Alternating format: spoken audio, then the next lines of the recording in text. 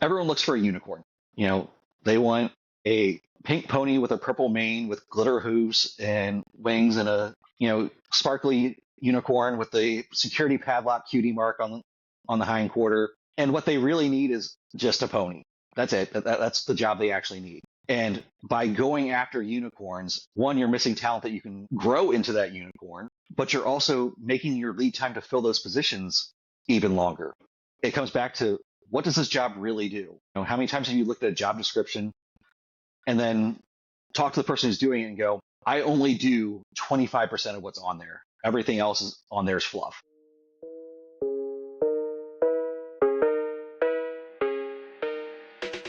Welcome to Podcast Wise, Perspectives, Cybersecurity, and AI. Today, we're diving headfirst into the fire with a guest who's famous for burning down the bullshit to rebuild cybersecurity from the ground up. Our guest is Joshua Copeland, the hashtag unpopular opinion guy.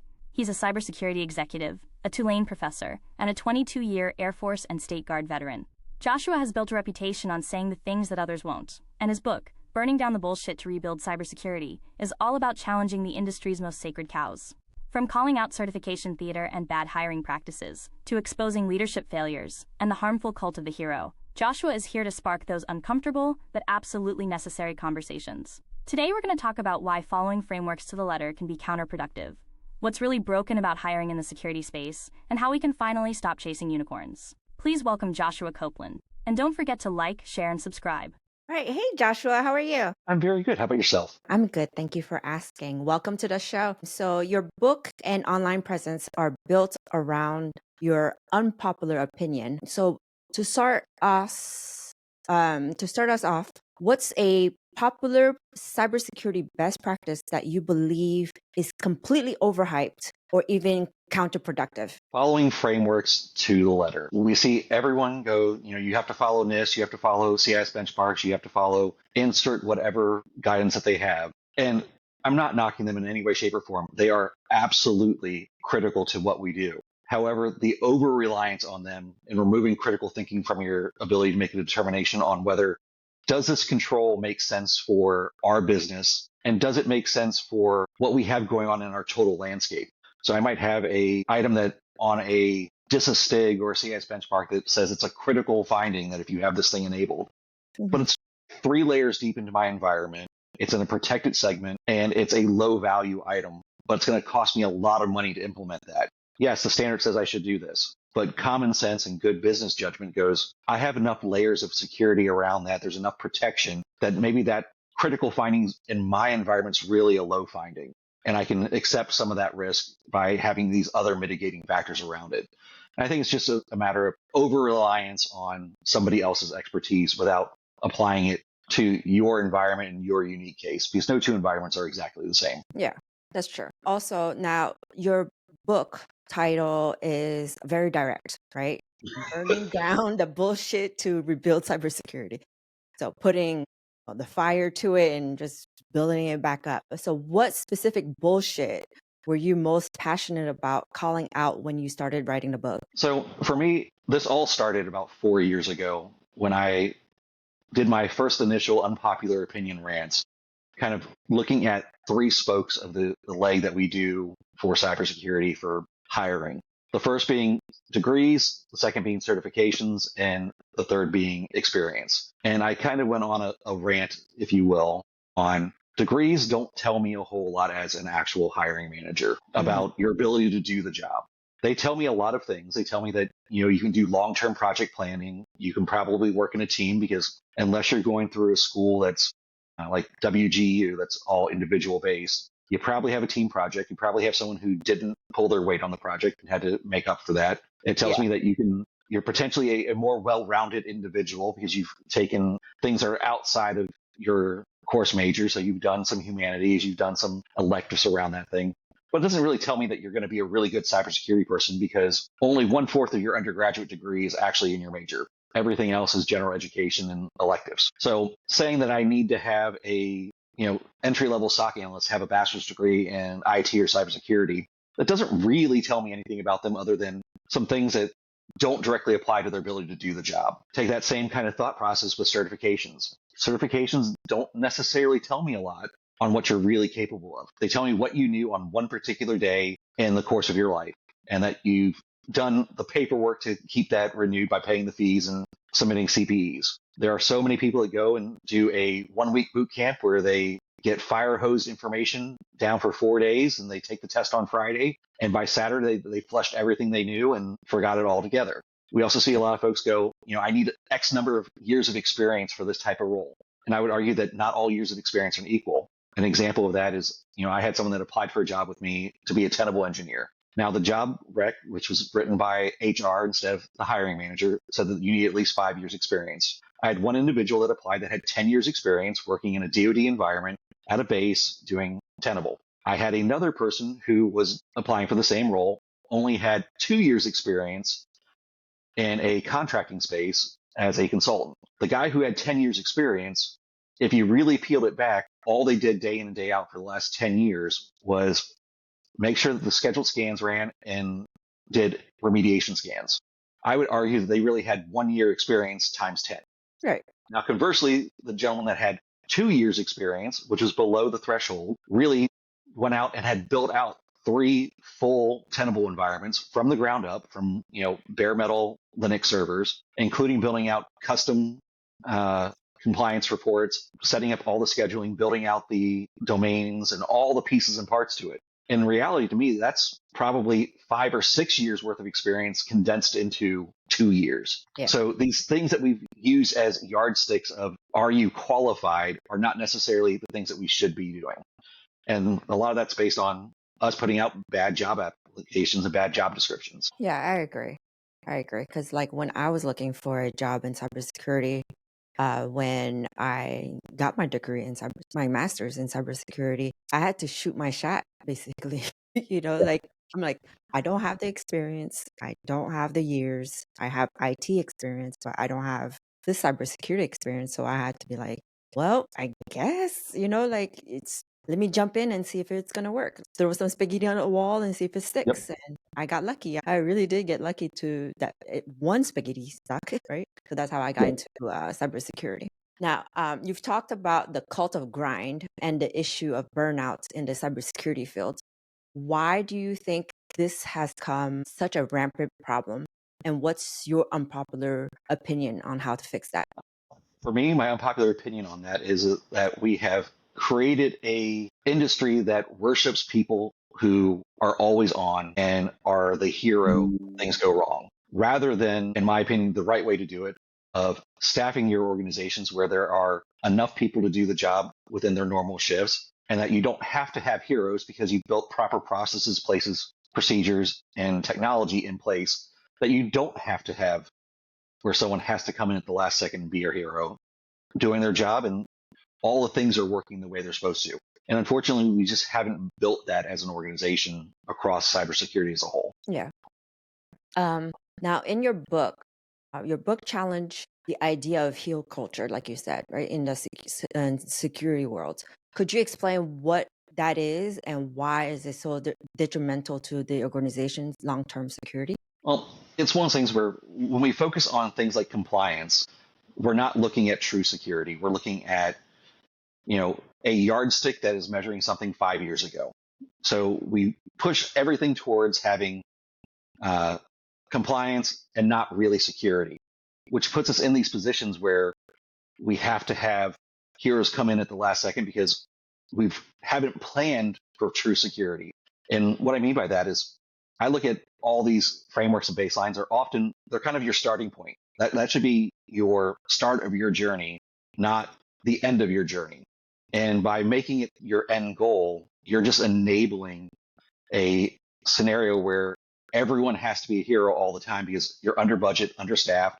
You have, 3 people running your cybersecurity organization that really probably should be, 5 or 10. And you're using tools that you spend a lot of money on tools that you don't have time to configure. You don't have time to really dig in and make them work the way they're supposed to. You're only using 20% of the capabilities because you're constantly firefighting instead of building good systems that are resilient. Okay. Now, what would you say, what would be your unpopular opinion on the shortage of cybersecurity professionals? I think it's a bit of there's not necessarily a shortage of cybersecurity professionals. You can go on to LinkedIn, Indeed, any of the job search sites, and there are literally thousands of people begging for jobs. Mhm. What we have, in my opinion, is ultimately a broke system where we are not building the ecosystem. Employers are wanting to hire mid-level and senior folks and pay them junior prices, but keep the junior or the mid and senior level expertise. And it's an extremely competitive market because we have folks that are coming in through, college pipelines and boot camps and getting certifications. And we haven't really done a good job at making hiring easy. We have job descriptions that are largely copy and paste from another job description from some other organization that don't actually say what the role is doing. It is kind of a just generic, kind of bland 2D version of what that role is. And if we want to make these changes and kind of get rid of this gap that we have between the people hiring and the people who want to be hired, we have to really take a hard look at how are we doing hiring? Are hiring managers writing good job descriptions? Are they writing job descriptions that can actually be used a year later to determine whether the person is succeeding in the role or not? I would argue that for the vast majority of organizations, that is not the case. Mm-hmm. Then we have folks in HR who, to their credit, are doing the best that they can, because you put a job out on LinkedIn and you'll get 1,000 applications within the first 2 hours. They have to figure out a way to parse that down to a manageable number. So they're going to do things that are easy. Do you have a degree? Yes or no? All right, if you don't have a degree, we're going to put you off to the side. Do you have, a certification? Yes or no? Oh, you do? Okay. I still have 200 people. Well, only of that 200, only 50 of them have CISP. So we're just going to take CISP as the example and take everyone off the list. And we do these kinds of things that inherently hurt us because you're getting rid of really good talent. I had someone interview for a job with me that was for a level 2 SOC analyst who had a master's degree in information assurance with a focus on health, had a CISP, and I asked him a really simple question of, tell me a regulation, framework, or requirement that you know and how it would tie back to the role you're interviewing for. Now, mind you, they have a master's degree in information assurance, which over half of that degree is regulations, requirements, and frameworks. And they have a CISP, which 26% of that certification is regulations, requirements, and frameworks. And they couldn't even, get out HIPAA or high tech, even though they had a focus in healthcare, let alone tell me, NIST 853, NIST 800, 171, CMMC, PCI, DSS, CIS benchmarks, anything. So I had someone who on paper to my HR professionals looks like a great candidate, but was absolutely not a good fit because they were a paper tiger. Now, conversely, I had folks who their undergraduate degree was in marketing and had Security Plus and was literally the best security analyst I've ever seen. Now, you look at it and go, well, what does marketing have to do with cybersecurity? And I'll kind of take you back and go, well, think about social engineering and now think about marketing. And when you look at that Venn diagram, they're exactly the same thing. It's both of them are designed to get you to push the button. Yep. In social engineering, it's to push the button to read the phishing email and click the bad link. In marketing, it's just to push the button on Amazon to buy the product. But it's the same skill set.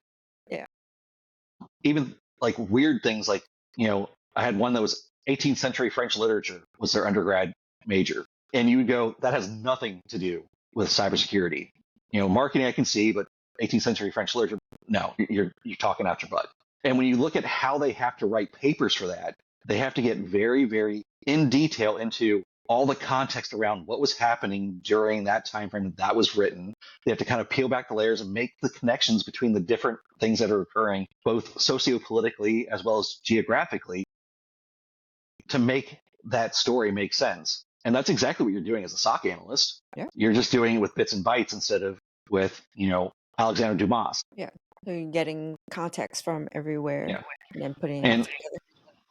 So there are lots of skills that we can pull from just very different areas. Anybody that worked in the medical field is fantastic at triage. How do I stop the bleed? Well, when you're working in a SOC or you're a GRC analyst, that's your first thing that you need to do is, all right, something bad has happened. How do I make it stop being worse?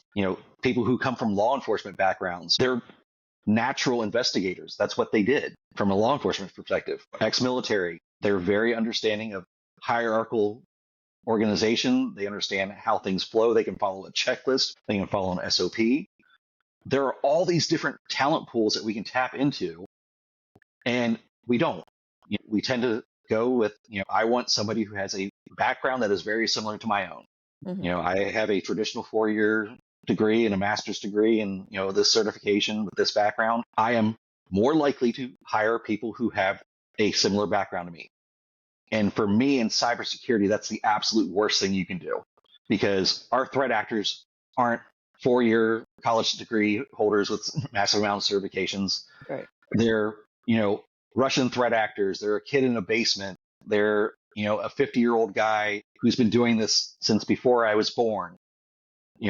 Thought diversity is absolutely critical in our field, because if I only hire people who have the same background as me, we're all going to look at the problem the exact same way, and we're going to miss the same blind spots. I want people who come from different backgrounds, whether that's socioeconomic, whether that's coming in from a different path into the field. Not everyone has to come to cybersecurity from IT. They can come from the business side. They can come from accounting. They can come from, the arts. All those different perspectives give us a better 360 view of where our gaps might be. And when we pull those people in, we have to break down some of those barriers that have been built to make it easier to do hiring. Yeah, I totally agree. Knowing the different perspective when you have, let's say you have 5 people and they're all from different backgrounds, it's easier to it's easier to get different perspective at a different angle, right? So if Yep. somebody is like, I see it this way because from my background, I have an IT background, so I know, let's say from network up, and be like, oh, this is coming from the network, and then your French literature socioeconomic person comes in and be like, well, maybe if we add on to this different context from it, we can get a better picture. And then somebody from law enforcement can be like, well, let's see here. Like it's you get the different perspective, as you said, to close the case, basically. Absolutely. Now, in your book, the subtitle mentions rebuilding. If you could tear down and rebuild a single core component of modern cybersecurity from scratch, what would it be and why? I think it would be becoming really, really good at the fundamentals. I can go into pretty much any organization and ask them a simple question of, do you have a total list of all of your assets and know what they are, who has them, and who has access to them? And for the vast majority of organizations, they will not be able to say yes. They might be able to say yes to segments. So they might be able to tell you that, yes, all of our servers are completely accounted for. We know everything that's happening to them, everyone who has access. But I don't know, what's going on in my cloud, or I don't know what's going on with my endpoints, or where my endpoints really are. Mm-hmm. So I would say that having that level of accountability to build that up from the ground, so you have absolute control of your assets.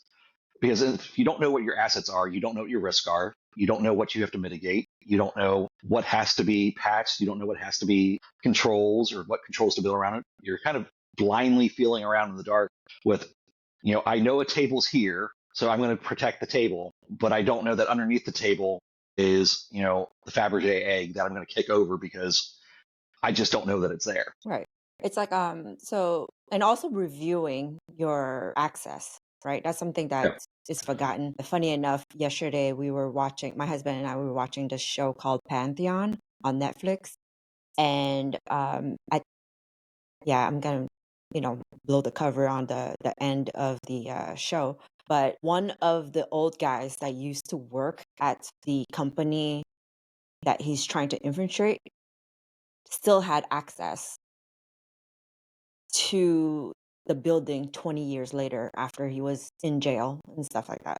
So it's like, what happened? Like, you guys should have, when somebody bought the place, they should have removed the access for everybody and then rebuild the access to it. But he still had access to the building, and he was able to go in and infiltrate. I was like, that's bad security posture right there. But that was funny. You see that all the time, particularly when people get promoted within organizations or they move from one role to another. Go to that organization and go take a look at their actual access controls around it and see how many of those people still have roles from 1, 2, 3 jobs before, that they can still get in and do things with those systems that they have no business touching anymore. You might have had a point in time where, yes, I want them to have both roles because I want them to be able to be a touch point, but at some point you have to cut it And we're not really great at doing that, coming back to the loop and getting rid of that potential insider threat. Yeah, totally agree. In a previous podcast, you discussed the evolution of password-based attacks and the role of AI. How has AI changed the game for both attackers and defenders? And what's your most important piece of advice for organizations right now? I'll start with the first question last. The most important piece of advice is true MFA applied to everything, and not SMS based MFA, actual push based MFA that you have to have somebody do interaction with. And that's because passwords are a weakness in our organizations. The number of people who reuse passwords is just astronomical. I think everybody that's really honest with themselves has reused a password at least once. I know I am 100% guilty of it, particularly earlier in my career. I will say at one point, very, very early in my career, my user account and my admin account had the same password. They were different accounts, but it was the same password. Mhm. Me now, I want to go beat my own head in because that's just completely dumb. But all that stuff gets leaked out onto the dark web. A password that you used on a weird website that you forgot about 3 years ago, but you're still using that same password, and that website got breached. And now I can use AI and go out and find me every email address that's associated with this company and pull that in. Mhm. And I can very easily figure out what your naming scheme is, whether you're a first dot last type thing, your first initial last name, whatever the case may be. And then I can start using AI tools to automatically match those things together and go, okay, this is Josh Copeland. He works here. So his email probably is this. And oh, by the way, here are other things linked to Josh Copeland that he's had password breaches for because he was in the military and he was on the OPM breach 1 and 2. He was on the Equifax breach. He was on the Target breach. Okay. Now I can take these known passwords and immediately just start pushing those into the systems. And it's not a big lift. It's not something that you have to do a lot of work to do because you can make the AI do it for you. So things that used to take a really long time are super easy because you're able to leverage technology that is designed to make those things easy. Yeah. Now, you mentioned your military background and you have worked in various sectors like DoD and federal government. How was that experience shaped your unique, unpopular opinions on security and leadership in the private sector? So I think for me, one of the things that my past military experience has truly kind of given me is I absolutely want to grow my people that work for me. It is very common in cybersecurity on the non-federal side to get people who want to hoard information because they want to goes back to being the hero, being the only person who can do this. It gives you a feeling of job security. And what it also does on the other side is it creates a single point of failure, creates a place where I'm unable to promote you because no one else knows how to do the thing that you do. And then it also makes it to where if the off chance that something happens to you, now I have major concerns with how do I maintain my operations if you were the only person that knew how to do that. On top of, potential security things where if you're in a role that you're the only person that has oversight over this, how do I know that you're not committing insider threat capabilities? If you're the only person who runs payroll and you're the only person who knows how to do that, and you never take off more than 1 or 2 days at a time, I will never know that you have fraudulent payroll activities going on because you're the person that would see that. Right. And you never give me the opportunity to not see that. So I'm a big proponent of growing your folks, having real conversations with them, know what they want, where they want to be, and helping them kind of get there in a way that not only helps that individual, but helps the business. Because if you're happy doing the job that you want, then you're going to want to stay at the company. If you see that there are opportunities for you to grow as an individual, you're going to want to stay a place that is helping you do that rather than go someplace else that is going to help you do the thing that you want to do. So it's kind of a one up, one down.